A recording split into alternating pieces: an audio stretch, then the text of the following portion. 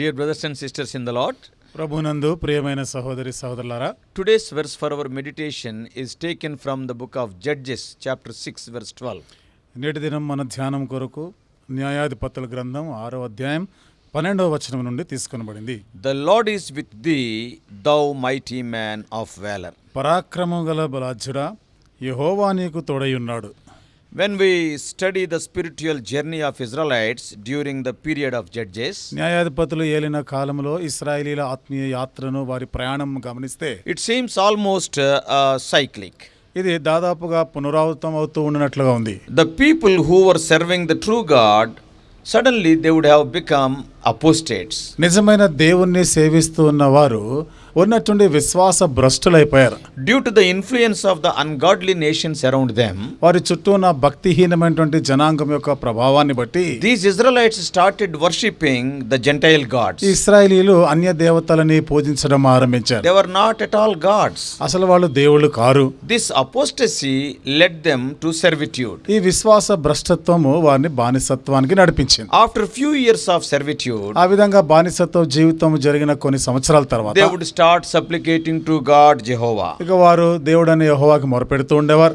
And hearing their cries, God would raise a leader or a judge to redeem them from the oppression of the enemies. వారి మొరను విని శత్రువుల చేత అణగద్రొక్కబడిన ఆ పరిస్థితి నుండి విడిపించడానికి నాయకులని, న్యాయాధిపతులని ఆయన ఏర్పాటు చేస్తుండేవాడు. And again there was calmness among them. ఆ తర్వాత మళ్ళీ కొంతకాలము ఎంతో నిమ్మళంగా ఉండేది. This was a cyclic process for the Israelites. ఇది ఇశ్రాయేలీల జీవితంలో మాటిమాటికి జరుగుతూ పునరుత్థానం అవుతూ ఉండేది. Now when we come to Judges chapter 6, ఇక న్యాయాధిపతుల గ్రంథం 6వ అధ్యాయానికి వస్తే the 40 years rest following the defeat of Sisera eventually came to an end.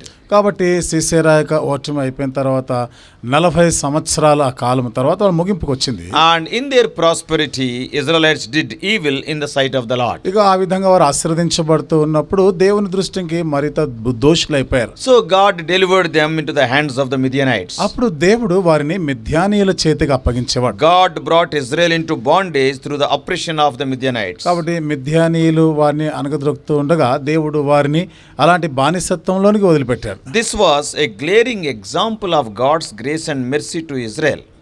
కాబట్టి ఇక్కడ మనం చూస్తున్నాం ఇశ్రాయేలీల పక్షంగా నిజంగా దేవుడు చూపించిన దయా దాక్షిణ్యాలను మనం గమనించవచ్చు. By sending them into servitude, the Lord has given them an opportunity.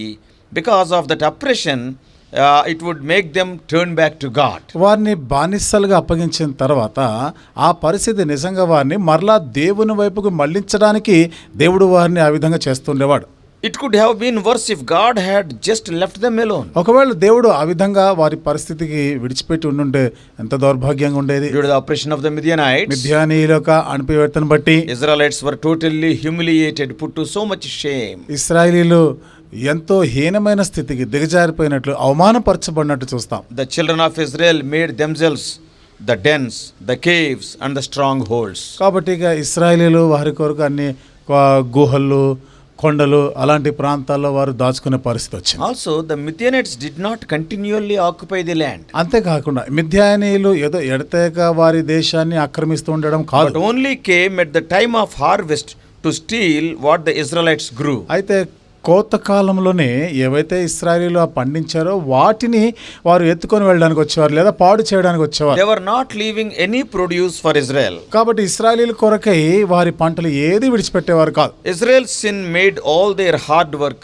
profitless. కాబట్టి ఇశ్రాయేలు చేసిన పాపమే వారు పడ్డ కష్టాలన్నిటి కూడా నిష్ప్రయోజనమైనట్లు చేసింది. All their produce and livestock were stolen after they worked hard to bring it to fruition. కాబట్టి వారు ఎంత కష్టపడి పని చేసిన తర్వాత ఇక అది చేతికి వస్తుంది పంట అనే సమయానికి అవంతా కూడా నష్టపోతూ ఉండేవారు. Sin does this.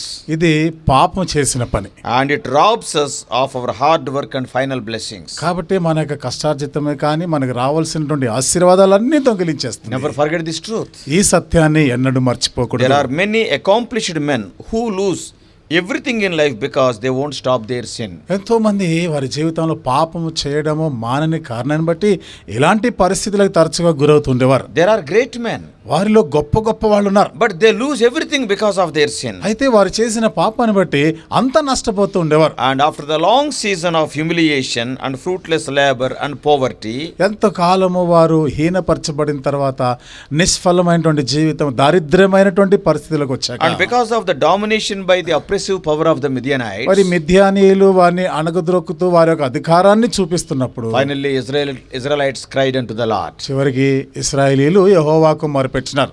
Prayer was their last resort instead of their first resource. కాబట్టి చూడండి, వారి యొక్క ప్రయాసంలో ప్రార్థన అదే చివరిగా పెట్టుకునేవాళ్ళు. అది మొదటిదిగా ఆ పని చేయవలసి ఉండేది వాళ్ళు. Then an unnamed prophet came, అప్పుడు ఇక తెలియబడిన ఆ పేరు తెలియదు ఆ ప్రవక్త వచ్చాడు. and he exhorted the people of Israel. ఇశ్రాయేలీయుల ప్రజల్ని హెచ్చరించాడు. Later the angel of the Lord came and sat under the terebinth tree. ఆ తర్వాత మరి యెహోవా దూత వచ్చి ఆ మస్తకి వృక్షం కింద కూర్చున్నాడు. When the angel of the Lord appeared to Gideon, మరి దేవదూత గిద్యోనికి we ప్రత్యక్షమైనప్పుడు recognize, and even the Bible scholars opine that it was a theophany, that is the Old Testament appearance of Jesus Christ in human and bodily form. కాబట్టి ఇక్కడ మరి ఏం చెప్తా ఉంటారంటే, మరి దేవుడు పాత నిబంధనలో కూడా మానవ రూపంలోనికి వచ్చినట్లుగా ప్రత్యక్షమైనట్లుగా చెప్తా ఉంటారు. That is the appearance of Lord Jesus Christ in human form before his incarnation in Bethlehem. అది ఎందుకనగా అది యేసు ప్రభువారు బెత్లెహేములో శరీరధారిగా పుట్టక మునుపు ఈ సందర్భాలలో మనుష్య రూపంలో అక్కడ ప్రత్యక్షమైనట్లు కనబడుతుంది. Yeah, there are some occasions like that in the Old Testament. ఆ విధంగా పాత నిబంధనలో కొన్ని సందర్భాలు ఉన్నాయి. He visited the earth. ఆయన ఈ భూమిని దర్శించాడు. At that moment Gideon was threshing wheat by the wine press.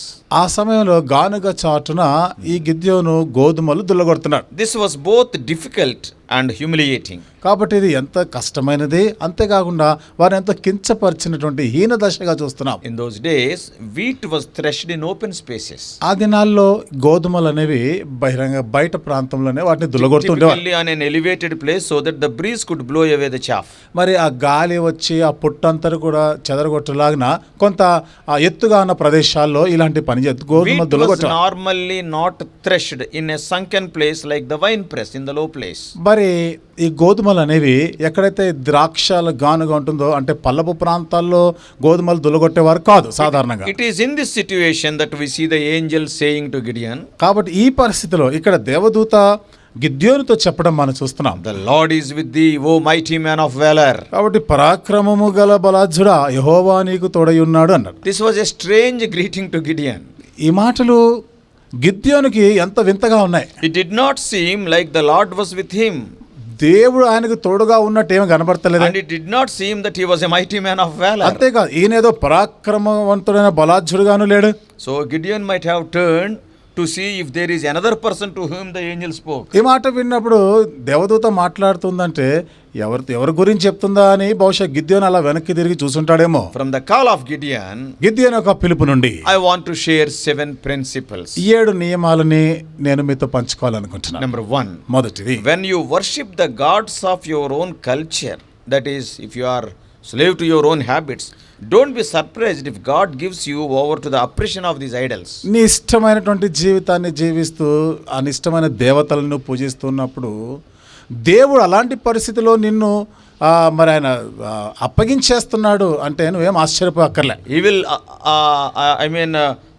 hand you over to those evil habits or those idols only. అంటే ఆ విగ్రహాలకి ఆ బానిసత్వానికి ఆ చెడు అలవాట్లకే దేవుడు నిన్ను అప్పగించినప్పుడు నువ్వేం ఆశ్చర్యపోవద్దు. That's why it is very important to identify the list of idols in your life and leave them. అందుకనే నీ జీవితంలో ఉన్న విగ్రహాలు ఏమిటివో నువ్వు గుర్తించి వాటిని విడిచిపెట్టవలసిన అవసరం ఎంతైనా ఉంది. If not, one day they will rule you.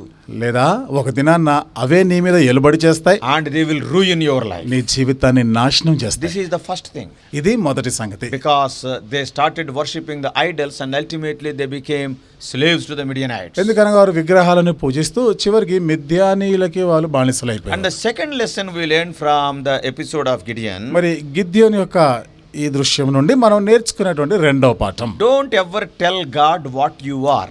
నువ్వేమిటిదో నీ గురించి నువ్వు దేవునికి ఎప్పుడు చెప్పకూడదు. Let God tell you what you are. నువ్వు ఎవరివో దేవుడినే చెప్పనివ్వాలి. And the third thing is, మూడో సంగతి, if God is sending you, దేవుడు నిన్ను పంపిస్తా ఉంటే then God is obviously confident that you are the person to get the job done. కాబట్టి ఆ పని చేయడానికి నీవే తగినవాడు, సమర్థుడవు అనే ఆ నీ మీద ఉన్న ధైర్యంతోనే, భరోసాతోనే దేవుడు నిన్ను God పంపిస్తున్నాడు. knows it. అది దేవుడికి తెలుసు. And you need not get discouraged. నీవు నిరుత్సాహపడవలసిన అవసరం ఏమీ లేదు. And fourthly, from Gideon we learn, ఈ గిద్యోను జీవితం నుండి మనం నేర్చుకునే నాలుగో, God is not looking for your ability, He is looking for your availability. కాబట్టి దేవుడు నీకున్నటువంటి శక్తి సామర్థ్యాలను కాదు, నీవు అందుబాటులో ఉన్నావా లేదా అది మాత్రం చూస్తాడు. And the fifth thing is, ఐదో సంగతి, when you go forward in the strength you have, కాబట్టి నీకున్న బలము శక్తిని బట్టి ముందుకు సాగిపోతున్నప్పుడు God will give you more strength as you go on. ఆ విధంగా నువ్వు సాగిపోతూ ఉండగా దేవుడు ఇంకాను అధికమైన బలమును నీకు అనుగ్రహిస్తాడు. It is a principle. కాబట్టి ఇది నియమం. And sixthly, ఆరోది, the sixth lesson we learned from the episode of Gideon. ఈ గిద్యోను యొక్క దృశ్యం నుండి మనం నేర్చుకునే ఆరో పాఠం, Before God will use you in public, He wants you to clean up your private life. దేవుడు బహిరంగంగా అందరి మధ్యలో నిన్ను వాడుకునే దానికి ముందుగా నీ ఏకాంత జీవితము, నీ రహస్యమైనటువంటి జీవితాన్ని శుద్ధీకరించాలని కోరుతున్నాడు. And seventhly, ఏడవది, God's call comes before your repentance. కాబట్టి దేవుని యొక్క పిలుపు అనేది నీవు నీ పశ్చాత్తాపం, నీ మారు మనసుకి ముందుగా వస్తుంది అది. And His power comes after your repentance. అయితే నువ్వు మారు మనసు పొందిన తర్వాత ఆయన శక్తి, ఆయన బలము నీ మీదకి వస్తుంది. So before I close, కాబట్టి ముగించే ముందు I want to remind you, yes, how God used Gideon. దేవుడు ఏ విధంగా గిద్యోనును వాడుకున్నాడో మీకు జ్ఞాపకం చేయాలని కోరుతున్నాను. Therefore, if God calls you, don't hesitate. కాబట్టి దేవుడు నిన్ను పిలిచినప్పుడు వెనకాడకూడదు. Don't tell excuses. ఏ సాకులు చెప్పొద్దు. Having known about your abilities and inabilities, He is calling you. నీ శక్తి సామర్థ్యాన్ని, నీ చాతగాని తనాన్ని ఎరిగి ఉండే దేవుడు నిన్ను పిలుస్తా ఉన్నాడు. The one who called you will enable you to fulfill the purpose of your calling. నిన్ను పిలిచిన వాడే ఎందు నిమిత్తం పిలిచాడో ఆ పని చేయడానికి నీకు శక్తి సామర్థ్యం So, అనుగ్రహిస్తాడు. taking assurance from the verse of our meditation today, go forward and work for God. నేటి దినం మన ఈ ధ్యానం యొక్క వచనము నుండి ఆ నిశ్చయతను బట్టి నీకు అప్పగించిన పనిలో ముందుకు సాగిపో. May God bless you. దేవుడు నిన్ను దీవించును గాక.